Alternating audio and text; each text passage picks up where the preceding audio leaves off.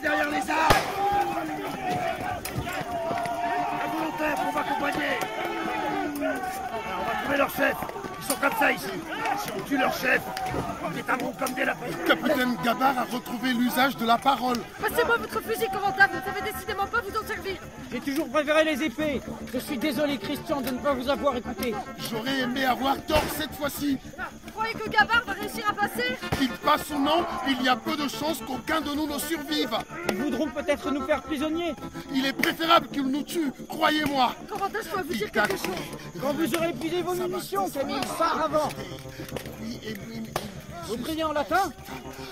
Le père Théochim nous répétait que les prières ne sont exaucées que si elles sont dites en latin. Mais c'est faux, ça marche aussi en breton. C'est quoi? L'Épître aux Hébreux, 4e partie. Ça n'a pas été écrit en grec initialement? Si, mais je ne m'en souviens plus. J'ai fait un choix. La Bible en latin, Homère en grec. Ah, c'est une bonne idée ça, j'avais pris Homère. Vous n'avez pas de munitions ailleurs, il n'y a plus rien dans votre pochette de ceinture. Mais qu'est-ce que vous récitez tous les deux? L'Odyssée Chandis, Christian est sur le Nouveau Testament. Formidable. Christian! Ils arrêtent! Ils enfuient! C'est fini les gars! Regardez! Gabar revient avec des hommes armés! Ils sont même en cheval! Mais c'est la cavalerie, ma parole! Christian, répondez-moi! Allez, c'est bon!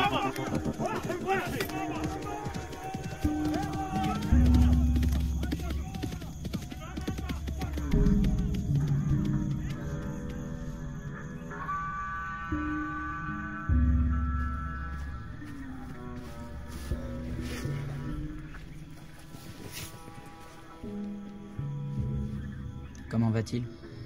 Plutôt bien. La plaie est nette et la balle avait l'air propre quand je l'ai retirée. Il dort? Je crains de l'avoir un peu assommé avec l'alcool de votre mère. C'est l'eau de vie de cidre de Madame Kemener, sa voisine. Sans doute le meilleur antiseptique à l'ouest de Guingamp. Je vous confie, Christian, il faut que je vérifie ce qui se trame entre Gabar et son nouvel ami. Ne le laissez jamais seul. Vous comprenez? Je n'aime pas du tout la tournure que prennent les événements. Vous avouerez que l'arrivée de cette troupe était providentielle. C'est un chasseur d'esclaves, Camille. Il y a une vingtaine d'hommes attachés par les mains et par le cou à quelques mètres de cette tente.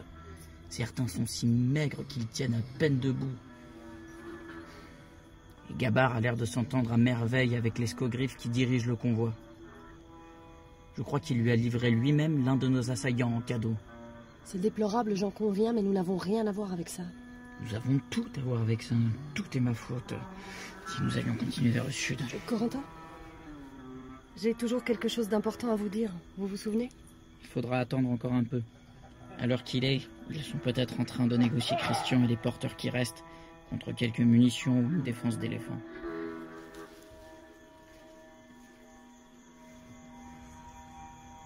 Le commerce est notre passion. Depuis 10 générations, d'Oman au Cap et de Téhéran à Saint-Louis, ma famille se consacre à la noble cause de la circulation et de l'acheminement des biens entre les peuples. Je vous resserre du thé? Non, merci. Mais vous travaillez pour ce type ou pour le sultan Barouche?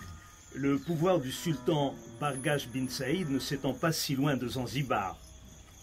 Type, quant à lui, est un grand marchand qui veille à la bonne circulation des convois. Nous lui devons beaucoup. Mais on ne peut pas définir nos relations comme une forme d'allégeance. Le seul roi chez nous, c'est le commerce. Le commerce, toujours le commerce. Je vois. Je crois que j'ai quelque chose qui pourrait vous intéresser. Mais je ne suis pas sûr que vous puissiez me garantir la contrepartie que j'ai en tête. Dites toujours, général Gabar. Vous pourriez être surpris par l'étendue de mes capacités.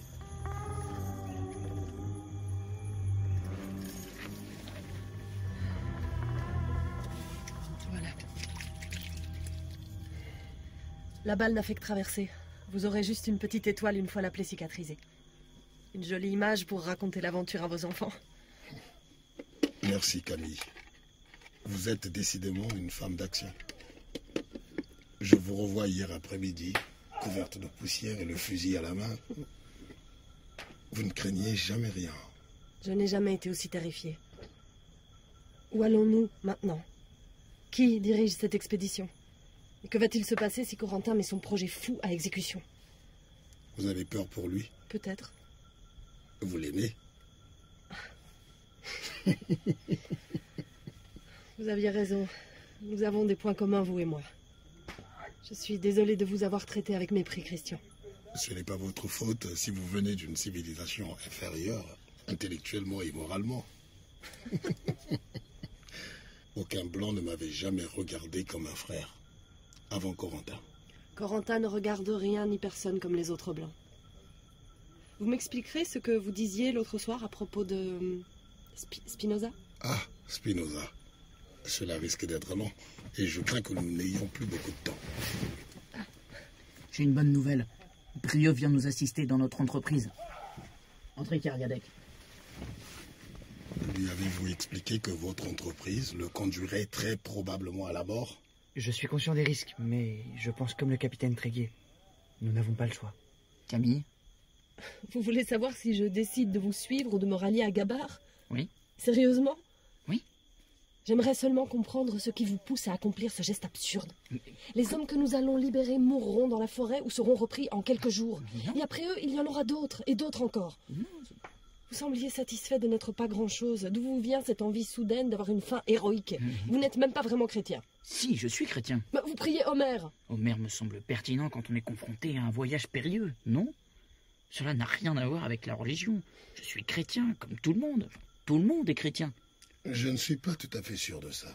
J'ai toujours été effrayé à l'idée de prendre une décision ou d'enfreindre une règle. J'ai choisi la carrière militaire car je savais que je n'y battrais pas d'un cil sans qu'un supérieur ne m'en ait donné l'ordre. Depuis que j'ai 12 ou 13 ans, j'ai fait semblant d'accepter l'idée d'être un faible, un raté. J'ai patiemment attendu qu'il m'arrive quelque chose. Vous avez changé, capitaine, depuis qu'on est arrivé en Afrique. C'est vrai qu'au début, on vous trouvait tous un peu... C'est vrai.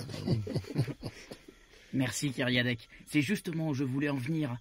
Cela s'impose à moi depuis que nous sommes arrivés sur ce continent, que nous sommes enveloppés par cette nature, que nous faisons face à ces visages.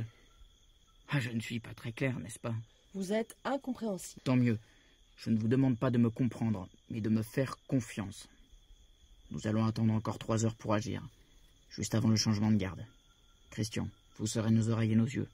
Avec Kariadek, nous sectionnerons les liens qui entravent les captifs. Et vous, Camille, vous leur distribuerez de la nourriture. Puis, nous les séparerons en 4 groupes pour qu'ils fuient dans autant de directions opposées. Et ensuite, quand ils se seront enfuis? Nous retournerons dans nos tentes et nous dormirons jusqu'au matin. C'est très simple comme plan. C'est pour cela qu'il ne peut pas échouer. Cette fois, je le sais, nous n'allons pas échouer.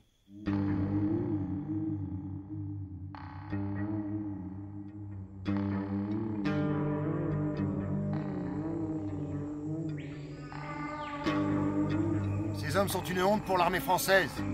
Une honte pour notre patrie. Regardez-les, soldats. Et voyez notre véritable ennemi.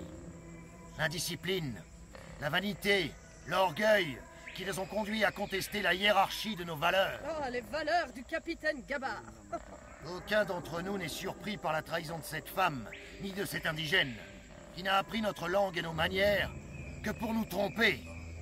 Mais qu'un officier de la marine nationale subordonne l'un de ses soldats pour spolier notre sauveur, et donc notre allié, en détruisant sa propriété, est un acte d'une extrême gravité. En détruisant sa propriété, nous avons sauvé des hommes maintenus en esclavage au mépris de dizaines de lois et du respect élémentaire de la dignité humaine. Épargnez-nous votre catéchisme, Tréguier, et ne parlez pas de loi. On est en France ici? Pas encore. En Angleterre? Toujours pas. Vous ne vous intéressez pas réellement à cette terre. Vous n'en avez rien à faire de ces hommes qui y vivent depuis des siècles. C'est comme ça que ça marche ici. Et si vous aviez un peu plus de bon sens, ça vous aurait sauté aux yeux. Il faut des Hamad, il faut des rois Mponzu, et il faut des noirs à vendre pour faire fonctionner le machin. C'est la première des lois qui est respectée. Celle de la nature. J'aurais dû vous faire fusiller à Loukoleta. Évidemment. Vous êtes un abruti, qu'est-ce que vous voulez que je vous dise?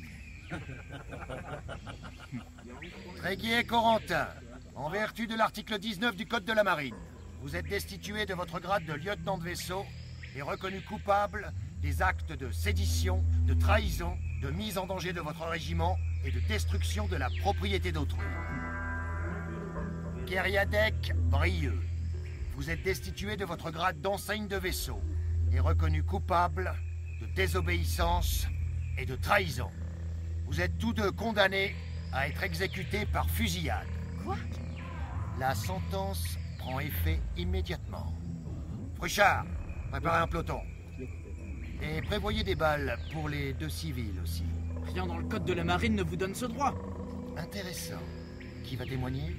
Les 4 rescapés de votre expédition désastreuse qui vont rentrer chez eux vivants grâce à moi? Vous voyez des inspecteurs des armées peut-être? Dans les arbres? Ouh, inspecteur. Suis-je bête? Ils sont bien au sec dans leur bureau, place de la Concorde, à plus de 2000 lieues d'ici. Vous êtes vraiment un connard. Brieux, ce n'est pas nécessaire. Oui, mais c'est vraiment un connard. Vous pouvez m'éclairer sur la signification exacte du mot connard? Les linguistes, je vais vous expliquer ce qui va se passer maintenant. Une fois que vous aurez payé votre dette à la patrie, nous allons repartir avec Monsieur Hamad vers la côte. Pour réparer votre félonie, nous allons l'aider à reconstituer son stock. Une fois en France, je rapporterai au ministre votre mort tragique, dans une attaque de sauvages, ainsi que la découverte du corps décomposé de Delécluse. Vous abandonnez notre mission? Vous n'allez pas chercher le professeur de l'Écluse? Il est mort, votre professeur. Ou alors c'est devenu un babouin, ce qui revient au même.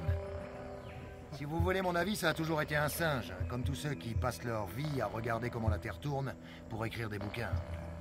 Capitaine, ça va être compliqué pour le peloton, nous n'avons plus une seule munition. Aucun d'entre nous.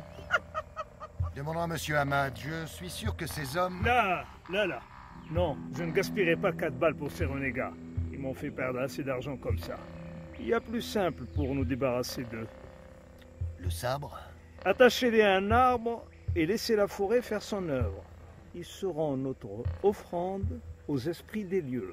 Ma'ashetan. Une coutume locale. Cela doit vous plaire, Tréguier. Préparez vos hommes, nous levons le camp immédiatement. Twendini, Yala. Vous avez entendu le seigneur Hamad? Richard, attachez-les. À vos pactages. On déserte cet endroit maudit. Compagnie, formez les rangs. 2 rondes 2. Tu parles d'une compagnie? Désolé Brio, j'aurais jamais pensé qu'on se quitterait comme ça, mon vieux. On peut jamais savoir. Augustin, tu veux bien nous faire un nœud de caplage qui soit pas trop dur à enlever? Je nous laisse ni armes ni vivres. Faudrait quand même nous donner une petite chance, non? Richard, il est bientôt fini ce nœud? Affirmatif, mon capitaine. Appelez-moi commandant. Je viens de monter en grade. Compagnie, en avant, marche! Pourquoi souriez-vous, Corentin? Vous avez presque l'air heureux. Mais je suis heureux. Nous avons sauvé 25 hommes cette nuit. C'est la plus belle chose que j'ai jamais faite. Et maintenant, je suis seul avec vous. Nous allons mourir. Et on ne peut pas tout avoir.